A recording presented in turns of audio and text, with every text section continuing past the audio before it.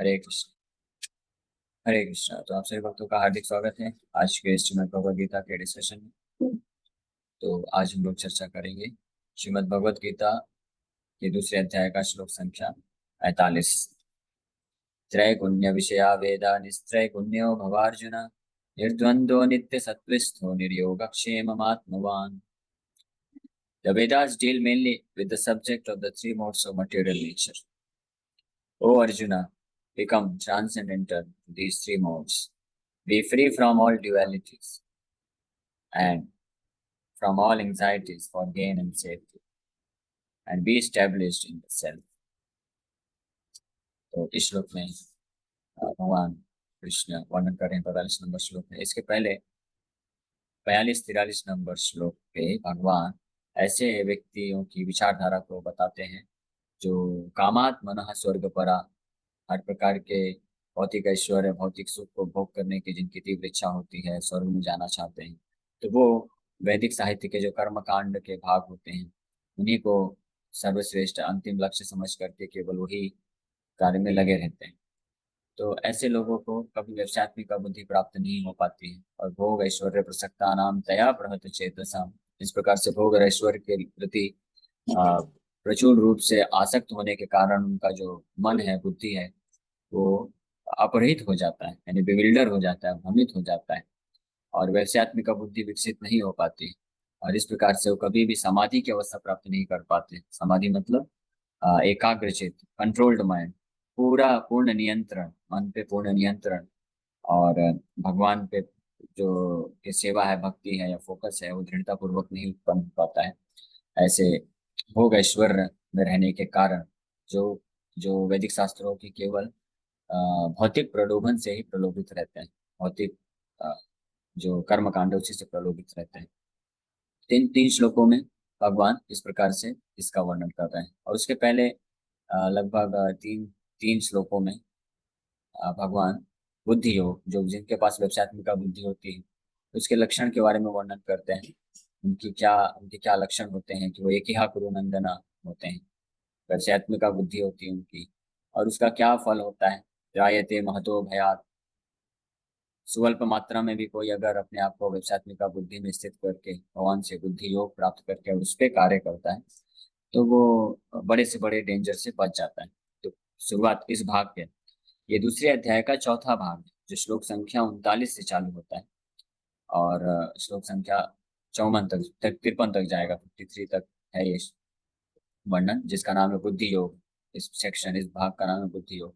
इस बुद्धि योग के भाग में 39 नंबर श्लोक से प्रारंभ करते हुए भगवान सर्वप्रथम तो इस बुद्धि योग में स्थित व्यक्ति के लक्षण बताते हैं, और उस बुद्धि योग में रहकर जो व्यक्ति भगवान के लिए सेवा करता है, कार्य करता है, यानी भक्ति योग में कार्य करता है, तो उसका क्या लाभ मिलता है ये बताते हैं। फिर आगे के 3 श्लोकों में जो इसका विपरीत है, यानी जिसकी व्यवसायत्मिका बुद्धि नहीं है, ये बुद्धि योग में स्थित नहीं है, जिसका मति जो है भोग और ऐश्वर्य के प्रति ही प्रेरित है, प्रलोभित है उस प्रकार से, और वैदिक शास्त्रों के अनुसार वो धर्म, कर्म और अलग अलग कर्म कांड, ज्ञान, तपस्या ये सब कार्य करता भी है, तो केवल इस उद्देश्य करता है कि उससे उसका भौतिक ऐश्वर्य बना रहेगा। तो ऐसे व्यक्तियों का क्या होता है और उनका क्या दुष्परिणाम होता है, ये 3 श्लोकों में बहुत वर्णन किया। अब इस प्रकार से ये तुलनात्मक विश्लेषण करने के पश्चात कौन सा, किन किन 2 चीजों पे तुलना करते हुए, कि एक है ऐसे व्यक्ति जो कि व्यवसायत्मिका बुद्धि पर रह करके बुद्धि योग में स्थित होकर के भक्ति योग का पालन करते हैं, भक्ति करते हैं भगवान का, और दूसरे जो कि अ, भोग ऐश्वर्य की बुद्धि रखते हुए व्यवसायत्मिका बुद्धि नहीं रहती है, जो भोग ऐश्वर्य के प्रति आसक्त होकर के धर्म का कार्य करते हैं, कर्म कांड करते हैं, तो उनका क्या स्थिति होता है। तो दोनों की स्थिति गति का वर्णन भगवान ये 6 श्लोकों में, 3-3 श्लोकों में किए। अब उसके बाद भगवान अब अपना निर्णय दे रहे हैं अर्जुन को, इसलिए अर्जुन को बोल रहे हैं, इसलिए अर्जुन त्रैगुण्य विषया वेदा निस्त्रैगुण्यो भवार्जुना। ये अर्जुन, जितने भी वैदिक शास्त्र हैं, कर्म कांड हैं, इसके जो विषय वस्तु हैं वो 3 गुणों से प्रभावित हैं, 3 गुणों पे आधारित है। इसका मतलब रजो तमो और सतो गुण के अनुसार व्यक्ति संसार में कुछ न कुछ भोग प्राप्त करना चाहता है, और ये वैदिक साहित्य जो इस सतो रजो तमो गुण पे ही आधारित प्रलोभन देते हैं लोगों को, तो उससे व्यक्ति फंस जाता है। और कैसे फंसता है पिछले 3 श्लोक में वर्णन किए, तो इसलिए अर्जुन को यहाँ पे और बोल रहे हैं निस्त्रैगुण्यो भव अर्जुना। तुम अर्जुन इस निस्त्रैगुण्य become transcendental to three modes of material nature. ये तीनों गुणों से प्रभावित मत हो जाओ, यानी तमोगुण, रजोगुण, सतोगुण, ये कुछ भौतिक लाभ प्राप्त करने के हेतु इससे प्रभावित मत हो जाओ, इन तीनों के ऊपर उठो। जो तमोगुण से प्रभावित लोग होते हैं, तो वो तमोगुणों के जो शास्त्र होते हैं, 6 पुराण विशेष रूप से हैं, और वेद में भी कर्म कांड जो बताए गए हैं, तो वो तमोगुण रजोगुण के प्रलोभन देते हैं। तो वो लोग ऐसे भूत प्रेत पिशाच, हाँ, या अन्य जीवात्माओं का पूजा करते हैं, उनके लिए यज्ञ तपस्या ये सब करते हैं, उनके लिए अर्पण करते हैं कुछ ऐसे ही भोग वस्तुएं, तमोगुणी भोग वस्तुएं, और उससे कुछ इस प्रकार से तामसिक फल प्राप्त करना चाहते हैं। जो रजोगुण में स्थित व्यक्ति होते हैं, वो प्रायः देवताओं देवी देवताओं का पूजा करते हैं, उनके लिए यज्ञ दान तपस्या व्रत करते हैं, और वो भी कुछ रजोगुणी लाभ प्राप्त करना चाहते हैं।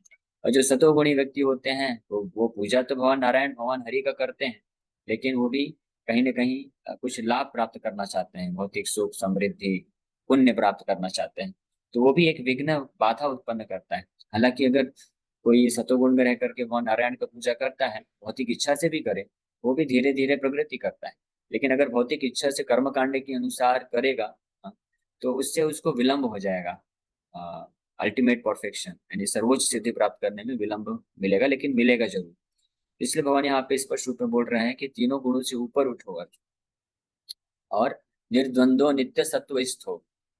निर्द्वंद, निर्द्वंद का मतलब है कि बिना ड्युअलिटी के, बिना द्वंद, ना तो हानि के बारे में ना लाभ के बारे में विचार करो, न सुख दुख के बारे में विचार करो। यानी इस भौतिक जगत का, भौतिक जगत के भौतिक भौतिक लाभ भौतिक हानि पे विचार किए हुए, भौतिक सुख भौतिक दुख के विचार किए हुए, भौतिक मान अपमान के बारे में विचार किए हुए, ये द्वंद्व है।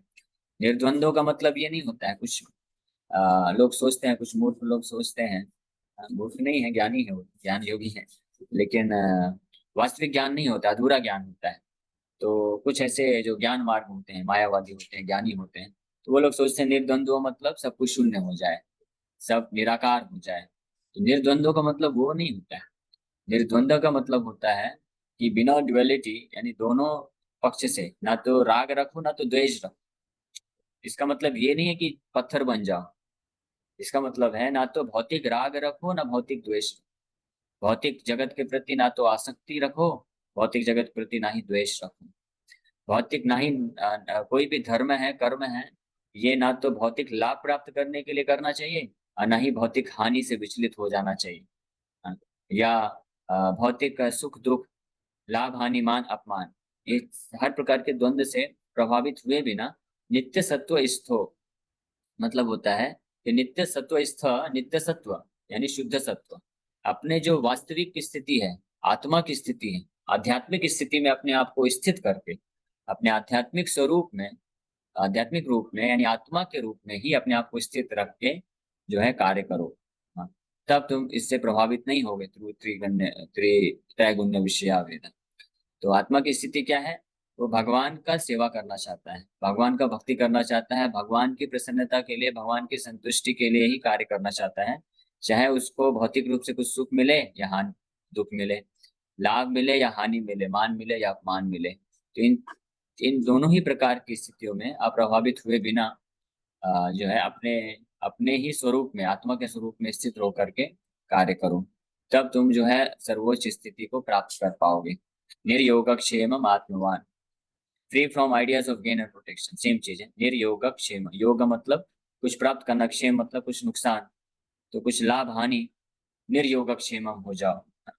निर्द्वंद, द्वंद का मतलब होता है दुख सुख मान अपमान, निर्योगक्षेमम लाभ हानि, तो सेम चीज है। तो इससे भी परे होकर के आत्मवान, आत्मवान यानी आत्मा की स्थिति पर रहते हुए, अपने आप को आत्मा की स्थिति में रहते हुए कार्य करो।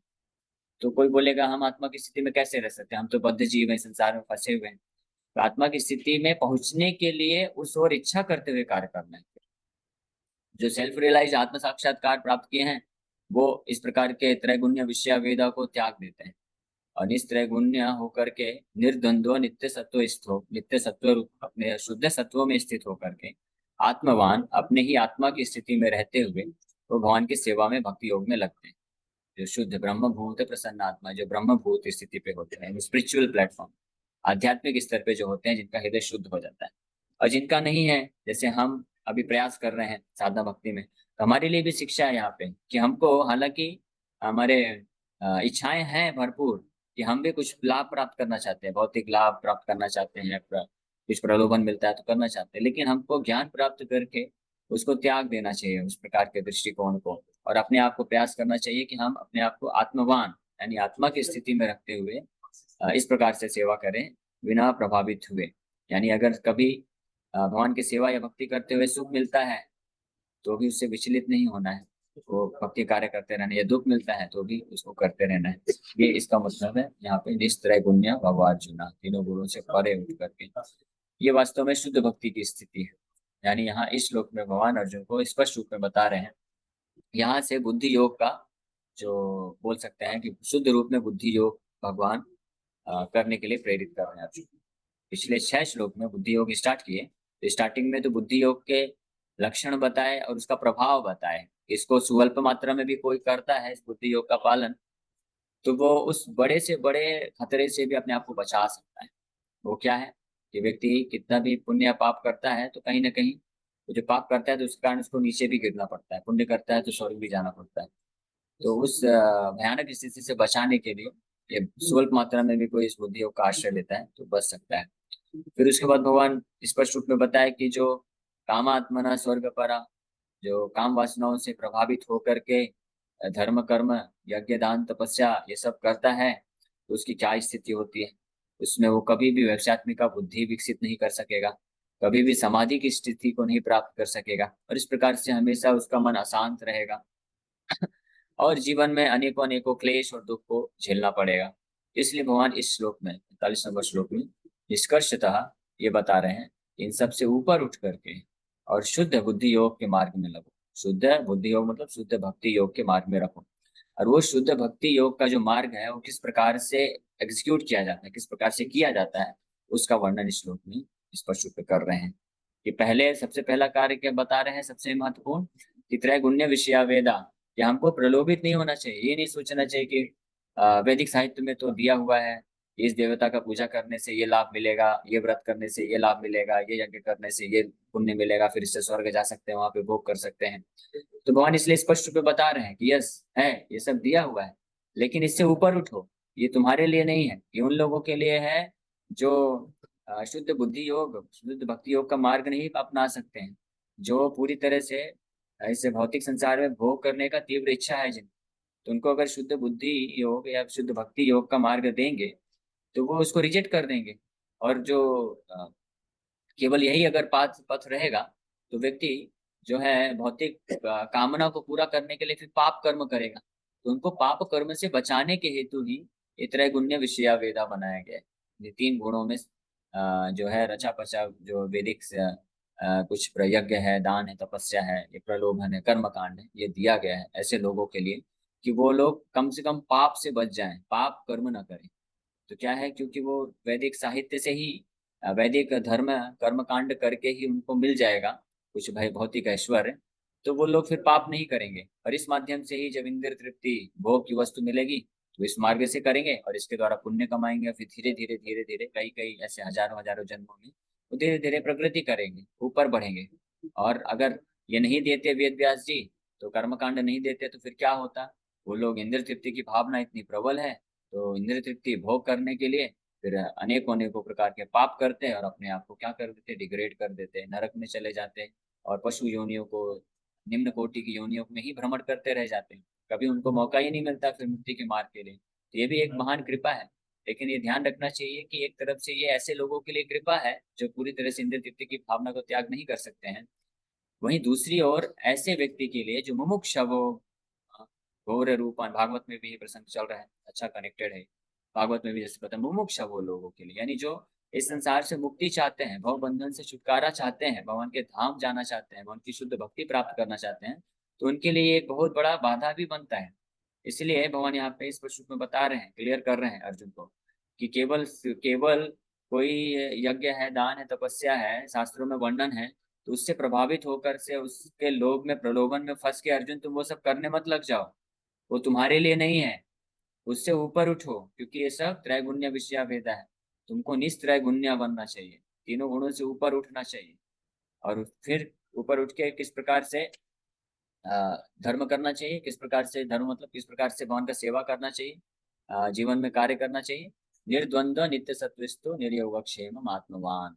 निर्द्वंद्व और निर्योगक्षेम ये बहुत महत्वपूर्ण है। इसका मतलब है कि भौतिक लाभ हानि सुख दुख मान अपमान से अप्रभावित हुए बिना, या अगर प्रभावित भी होता है कोई तो प्रभावित होते हुए भी अपना ये जो बुद्धि योग या शुद्ध भक्ति का जो मार्ग है इसको अप्रभावित किए बिना, इसको ना इससे विचलित नहीं हुए बिना ये कार्य करते रहना चाहिए। आत्मवान आत्मा की स्थिति पे अपने आप को रखते हुए। तो ये एक बहुत ही महत्वपूर्ण ये शिक्षा यहाँ पे श्लोक में भगवान प्रदान कर रहे हैं। All material activities involve actions and reactions in the three modes of material nature. They are meant for fruitive results which cause bondage in the material. The Vedas deal mostly with fruitive activities to gradually elevate the general public from the field of sense gratification to a position on the transcendental plane. Arjuna, as a student and friend of Lord Krishna, is advised to raise himself to the transcendental position of Vedanta philosophy, where in the beginning there is Brahma Jigyasa, or questions on the supreme transcendence. All the living entities who are in the material world are struggling very hard for existence. For them, the Lord, after creation of the material world, gave the Vedic wisdom, advising how to live and get rid of material entanglement. When the activities for sense gratification, namely the Karma Kanda chapter, are finished, then the chance for spiritual realization is offered in the form of the Upanishads, which are part of different Vedas, as the Bhagavad Gita is a part of the fifth Veda, namely the Mahabharata. The Upanishads mark the beginning of transcendental life. As long as the material body exists, there are actions and reactions in the material modes. One has to learn tolerance in the face of dualities, such as happiness and distress, or cold and warmth, and by tolerating such dualities, become free from anxieties regarding gain and loss. This transcendental position is achieved in full Krishna consciousness when one is fully dependent on the goodwill of Krishna. तो तात्पर्य में भी रूपा जी यही चीज वर्णन कर रहे हैं जो हमने ऑलरेडी चर्चा किया कि किस प्रकार से इस भौतिक संसार में हर कोई इस एक्शन एंड रिएक्शन, कर्म और उसके रिजल्ट, उसका जो फल है, कर्म और कर्म का फल के बंधन में फंसा हुआ है। इसी के और ये सब होते हैं भौतिक संसार के तीन गुणों से के प्रभाव में होते हैं। कोई तमोगुण में होता है, कोई रजोगुण में होता है, कोई सतोगुण में होता है। तीनों ही गुणों में रहते हुए कोई व्यक्ति कोई भी कार्य करता है उसका उसको फल प्राप्त करना पड़ता है। और इस प्रकार से व्यक्ति इस भौतिक संसार में भ्रमण करता रहता है। और मुख्य कारण क्या है कि रजोगुण तमोगुण सतोगुण में रह करके व्यक्ति जो कार्य करता है उसके पीछे मुख्य कारण है कि वो भौतिक इंद्रिय तृप्ति के पीछे आकर्षित रहता है। इसलिए जो वेदास है वो व्यक्ति को धीरे धीरे फ्रूटिव कर्मकांड एक्टिविटीज, कर्मकांड करने के लिए प्रेरित करते हैं ताकि वो पाप करने से बचे और धीरे धीरे अपने आप को उठा सके, है ना। लेकिन अर्जुन जो कि ऑलरेडी उस प्लेटफॉर्म में है जहाँ से उसको अपने आप को नीचे कर्मकांड में ले जाने की जरूरत नहीं, वो वहां से आगे उठ के अपने आप को आध्यात्मिक स्तर पे लेके जा सकता है, वेदांत फिलॉसफी से सकता है, जहाँ से ब्रह्म जिज्ञासा चालू होती है। तो जब किसी व्यक्ति का ऐसे कई जन्मों जन्मों से, कई लाखों लाखों जन्मों से कर्मकांड करते करते जब कर्मकांड का सेक्शन, कर्मकांड का जो अध्याय है, चैप्टर है, खत्म होता है, उतना पुण्य अर्जन कर लेता है, उसका हृदय कुछ मात्रा में शुद्ध हो जाता है, तब वहां से उसका आध्यात्मिक साक्षात्कार के लिए प्रयास चालू होता है इन द फॉर्म ऑफ उपनिषद। तो जो उपनिषद है, वेदांत है, ये यहाँ से ब्रह्म जिज्ञासा चालू होती है जो कि वेद के ही पार्ट, इस प्रकार से महाभारत का पार्ट है भगवद गीता भी उपनिषद है, गीतो उपनिषद बोलते हैं। यहाँ से चालू होता है और ये कहाँ तक जाता है, एंड कहाँ तक होता है, भागवत, भागवत पे जाके एंड होता है। भागवत का मतलब होता है उपनिषद, गीता भी उपनिषद, इसलिए गीता को प्रभुपाद जी प्रिलिमिनरी स्टडी बोलते हैं, जहाँ से व्यक्ति को की शुरुआत होती है ब्रह्म जिज्ञासा की, वो आध्यात्मिक मार्ग में आगे बढ़ता है। और जब वो अंतिम गीता का जो अंतिम उपदेश है, सर्वधर्मान परित्यज्य माम एकम शरणं व्रज, जब वो तैयार हो जाता है कि हाँ मुझे भगवान श्री कृष्ण के चरण कमलों का आश्रय लेना है एकमात्र, तब वहां से भागवत धर्म चालू होता है, तब वहां से वो भागवत प्रारंभ होता है, यानी भगवान की शुद्ध भक्ति करना चालू कर देता है। इस प्रकार से व्यक्ति धीरे धीरे प्रगति करता है। तो इसलिए हमको चाहिए कि हम अपनी जो बुद्धि का इस्तेमाल करके भगवान की कृपा से जो भी हमने पूर्व जन्म में ऑलरेडी हमने बहुत कर्मकांड करके पुण्य प्राप्त किया है, तो अब हम उसमें फंसे ना रह जाएं। हमको अपने आप को एलिवेट करना चाहिए, ऊपर उठाना चाहिए, और ऊपर उठा के भगवान के शुद्ध भक्ति मार्ग में तीव्रता से बढ़ाने का प्रयास करना चाहिए। तो इस श्लोक में मुख्य रूप से यही शिक्षा प्रदान की जा रही है। तो मेरे ख्याल से अभी 5 मिनट बचा है, तो नेक्स्ट श्लोक जो है हम लोग कल करेंगे। वो भी इसी श्लोक से बहुत ही संबंधित है। भगवान 45 नंबर श्लोक में तो बोले, इस प्रकार से अपने आप को कर्मकांड से ऊपर उठा करके ब्रह्म जिज्ञासा की ओर लेके जाओ और धीरे धीरे वहां से शुद्ध भक्ति के मार्ग में लगो।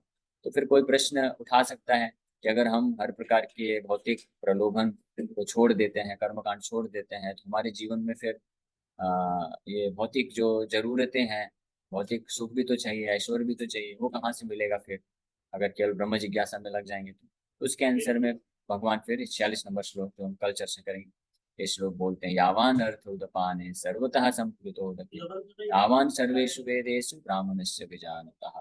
और बहुत अच्छा उदाहरण देते हैं कि जिस प्रकार से अगर किसी गांव में नदी बहती है, तो उसको अलग से उस व्यक्ति को अलग से कुछ अलग अलग तालाब खोदने की आवश्यकता नहीं होता है, एक ही से सारे कार्य संपन्न हो जाते हैं। तो इस प्रकार से अगर ब्राह्मणस्य विजानता, जो ब्रह्म जिज्ञासा जानता है, यानी कर्मकांड को त्याग करके भौतिक लाभ के लिए धर्म कर्म नहीं करता है, तो ब्रह्म जिज्ञासा आत्मा के स्तर पे पहुंचने के लिए, भगवान का शुद्ध भक्त बनने के लिए ही धर्म का सहारा लेता है, सेवा करता है, तो उसका ऑलरेडी ये करने से स्वतः ही उसको जो उसकी जो जरूरतें हैं, भौतिक संपन्नता है, वो भी अपने आप टेक केयर कर ली जाती है, प्राप्त कर लेता है।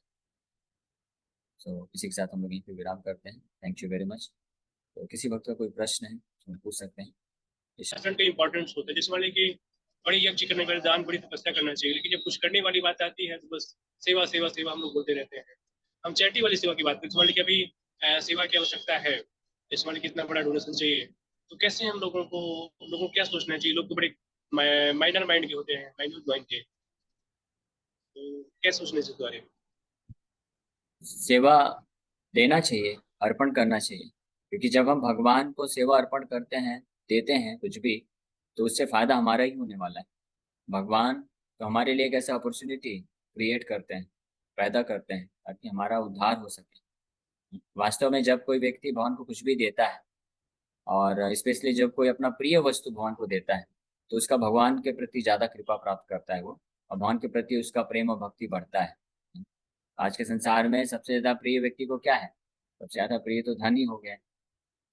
तो ये भगवान को जब कोई धन के रूप में सेवा प्रदान करता है, तो उसका धीरे धीरे मन भी पीछे पीछे जाता है, कि जहाँ धन वहीं मन, और जहाँ मन वहीं तन।